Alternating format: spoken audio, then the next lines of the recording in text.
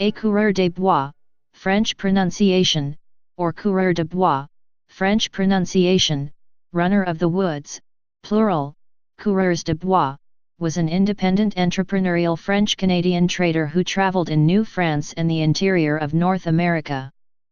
They ventured into unsettled areas, the woods, usually to trade with First Nations peoples, exchanging various European items for furs. Along the way they learned the trades and practices of the native people. These expeditions were part of the beginning of the fur trade in the North American interior. Initially they traded for coat beaver, but, as the market grew, coureurs de bois were trapping and trading prime beavers whose skins were to be felted in Europe. Evolution of the coureur des bois. While the French had been trading and living among the natives since the earliest days of New France, coureurs des bois reached their apex during the second half of the 17th century. After 1681, the independent coureur des bois was gradually replaced by state-sponsored voyageurs, who were workers associated with licensed fur traders. They traveled extensively by canoe. Coureurs des bois lost their importance within the fur trade by the early 18th century. However, even while their numbers were dwindling, the coureur des bois developed as a symbol of the colony, creating a lasting myth that would continue to define New France for centuries. 1610–1630, early explorers and interpreters.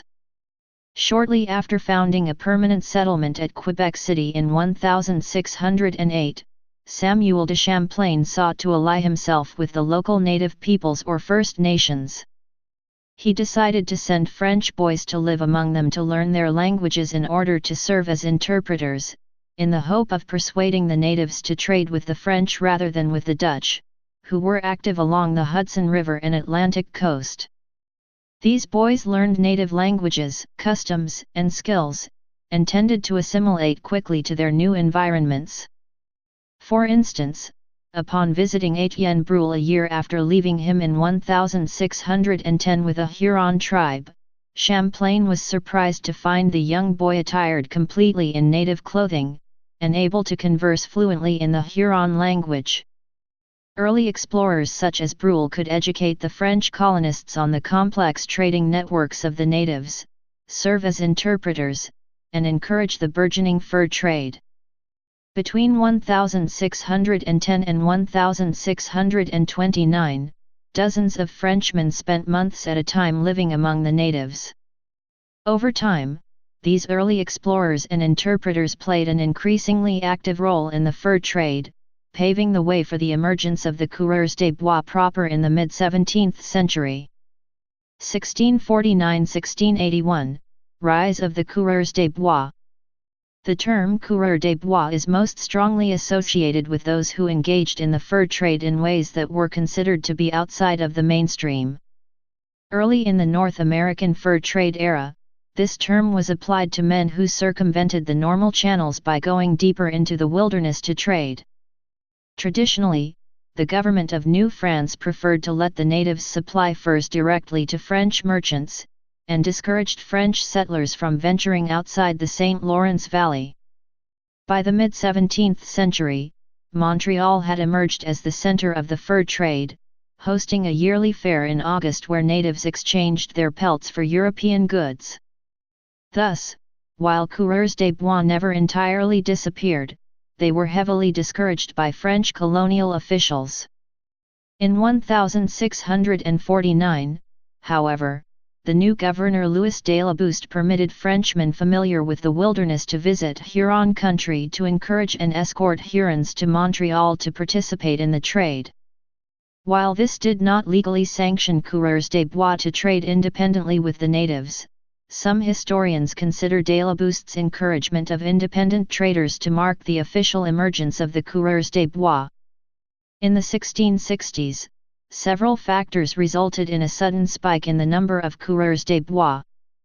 First, the population of New France markedly increased during the late 17th century, as the colony experienced a boom in immigration between 1667–84.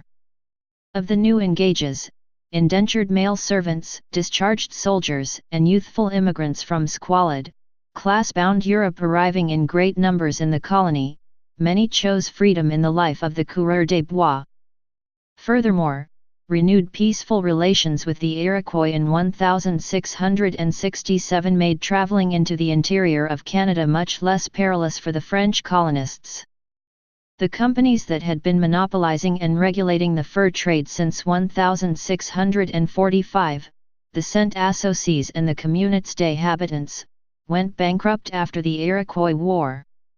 The Compagnie des Indes Occidentales, which replaced them, was much less restrictive of internal trade, allowing independent merchants to become more numerous.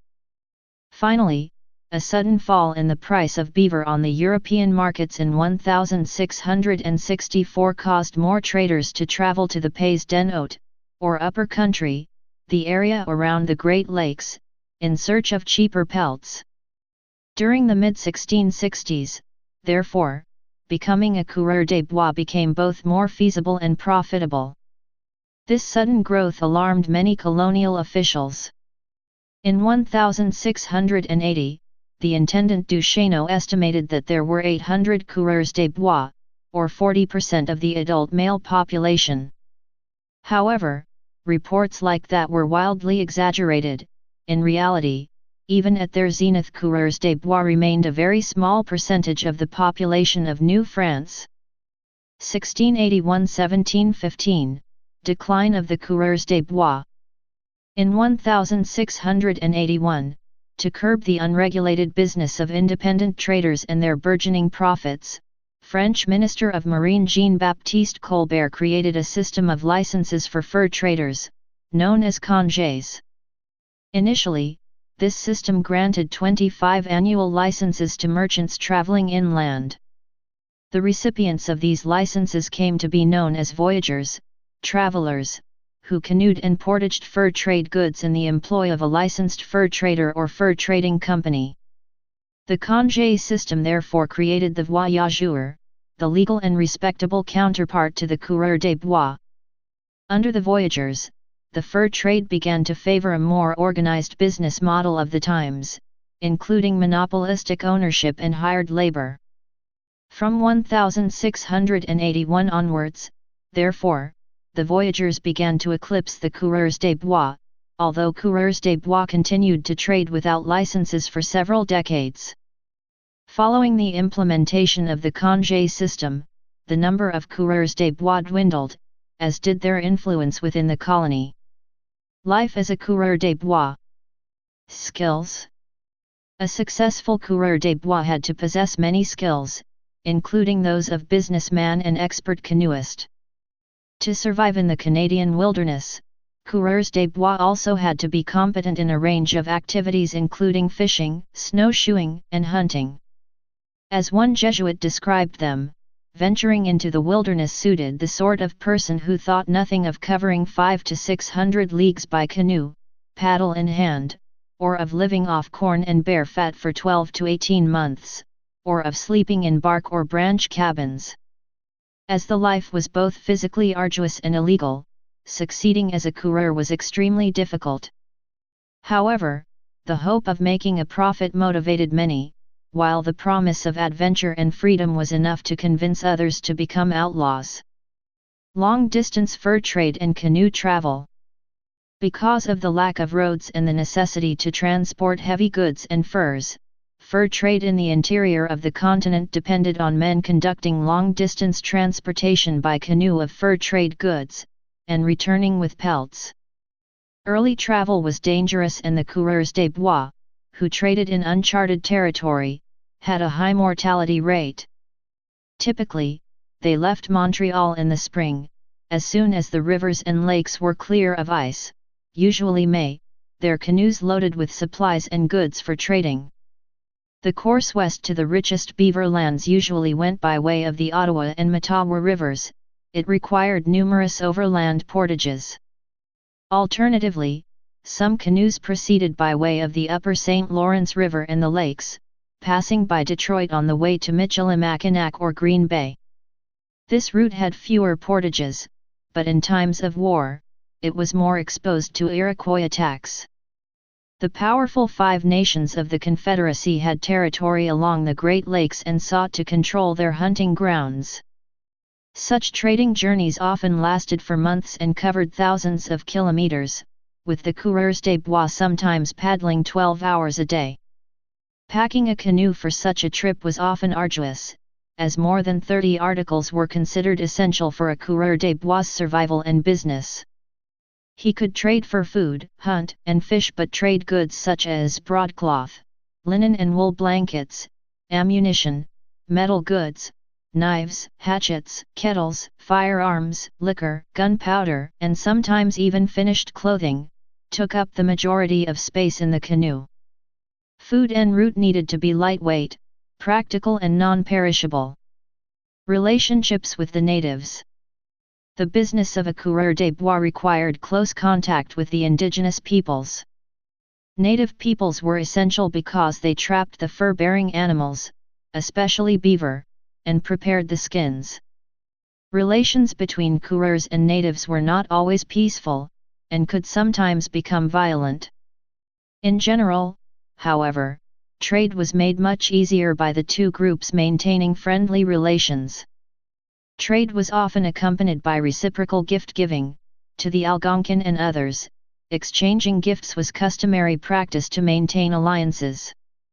Pierre Esprit Radisson and his companions, for instance, struck agreeable relations with natives inland by giving European goods as gifts. Furthermore, relations between the coureur de bois and the natives often included a sexual dimension. Marriage à la façon du pays, following local custom, was common between native women and coureurs de bois, and later between native women and voyageurs. These unions were of benefit to both sides, and in later years, winter partners of major trading companies also took native wives.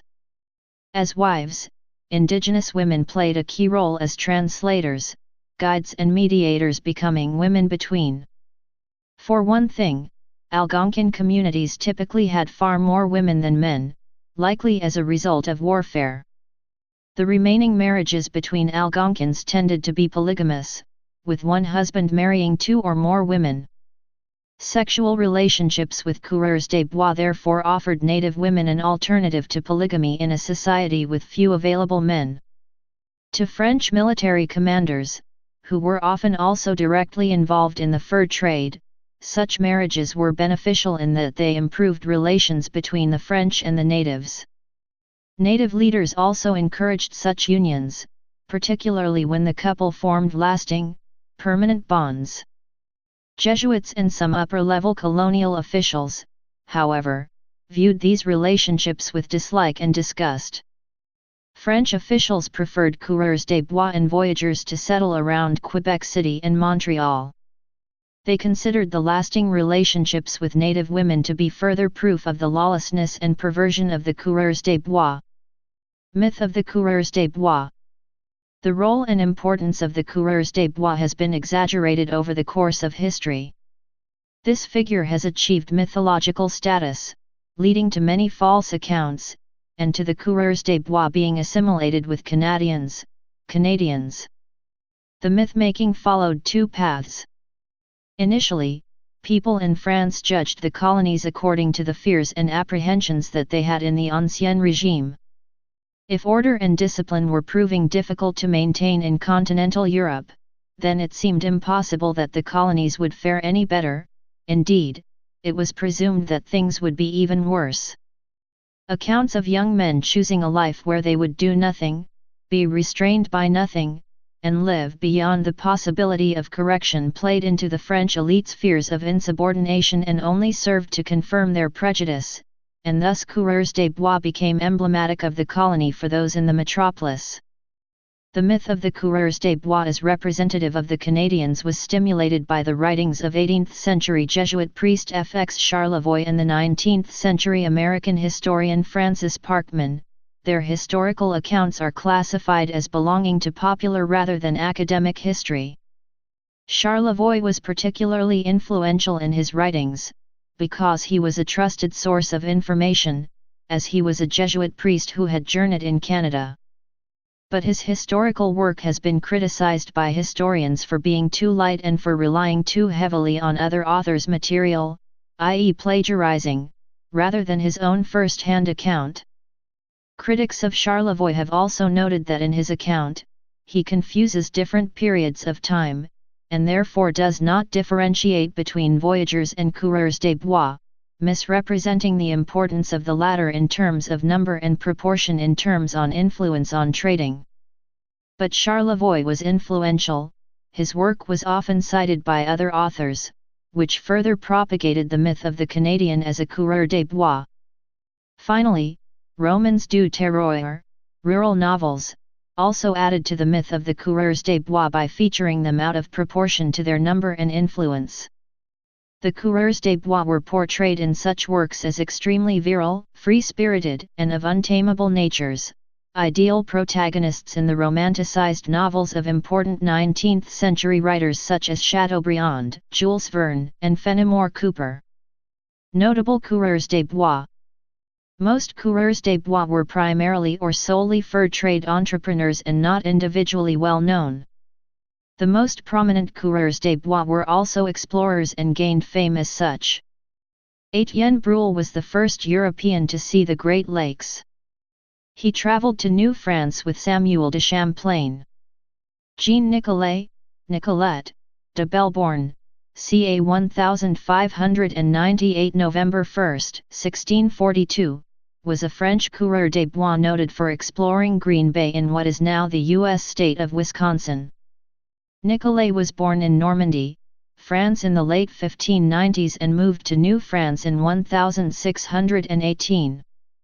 In that same year, he was recruited by Samuel de Champlain, who arranged for him to live with a group of Algonquians, designated as the Nation of the Isle, to learn native languages and later serve as an interpreter. The natives quickly adopted Nicolet as one of their own, even allowing him to attend councils and negotiate treaties. In 1620, Nicolet was sent to make contact with the Nipissing, a group of natives who played an important role in the growing fur trade. After having established a good reputation for himself, Nicolet was sent on an expedition to Green Bay to settle a peace agreement with the natives of that area. Méthode Chouart des Groseilliers, 1618–1696, was a French explorer and fur trader in Canada. In the early 1640s, des Groseilliers relocated to Quebec, and began to work around Huronia with the Jesuit missions in that area. There, he learned the skills of a coureur des bois, and in 1653 married his second wife, Margaret. Her brother, Pierre Esprit Radisson, also became a notable figure in the fur trade and is often mentioned in the same breath as des Groseilliers. Radisson and des Groseilliers would also travel and trade together, as they did throughout the 1660s and 1670s. Together, they explored west into previously unknown territories in search of trade. Having incurred legal problems in New France because of their trade, the two explorers went to France in an attempt to rectify their legal situation. When this attempt failed, the pair turned to the English. Through this liaison with the English and thanks to their considerable knowledge and experience in the area, the pair are credited with the establishment of the Hudson's Bay Company. Pierre Esprit Radisson, 1636–1710, was a French-Canadian fur trader and explorer. His life as explorer and trader is crucially intertwined with that of his brother-in-law, Méthode des Groseilliers. Radisson came to New France in 1651, settling in Trois-Rivières. That same year, he was captured by the Mohawks while duck hunting.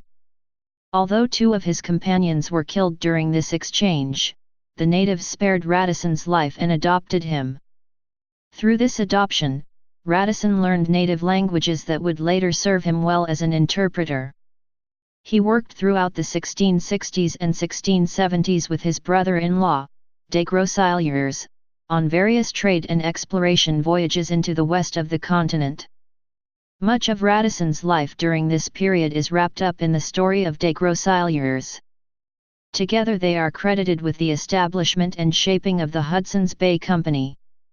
Daniel Gray Solon, Sieur du Hut, 1639–1710, was a French soldier and explorer who is the first European known to have visited the area where the city of Duluth, Minnesota is now located and the headwaters of the Mississippi River near Grand Rapids. Jacques La Remy, 1784–1821. Pierre de la Vérendrye, 1685–1749.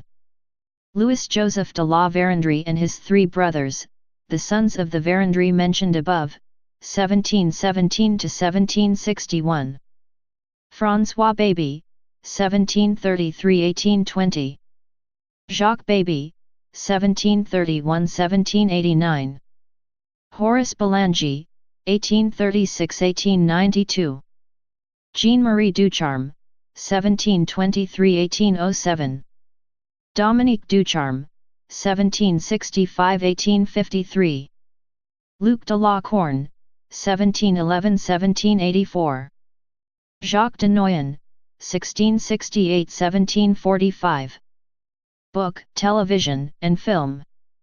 The 1910 Victor Herbert operetta Naughty Marietta featured the male chorus marching song Tramp Tramp Tramp, Along the Highway, which included the words, Blazing trails along the byway/couriers de bois are we. Some later versions change Rita Johnson Young's lyric to For men of war are we. In James A. Michener's 1974 historical novel, Centennial, and the 1978–1979 NBC television miniseries of the same name, the colorful, French-Canadian or French Métis, Coureur des Bois, from Montreal, Quebec, Canada, named Pasquinel, was introduced as an early frontier mountain man and trapper, in 1795 Colorado, Spanish Upper Louisiana Territory of Mexico, now the present-day state of Colorado. Pasquinel was portrayed in the miniseries by American TV actor Robert Conrad. The fictional character of Pasquinel was loosely based on the lives of French-speaking fur traders Jacques La Remy and Saron Saint-Vrain.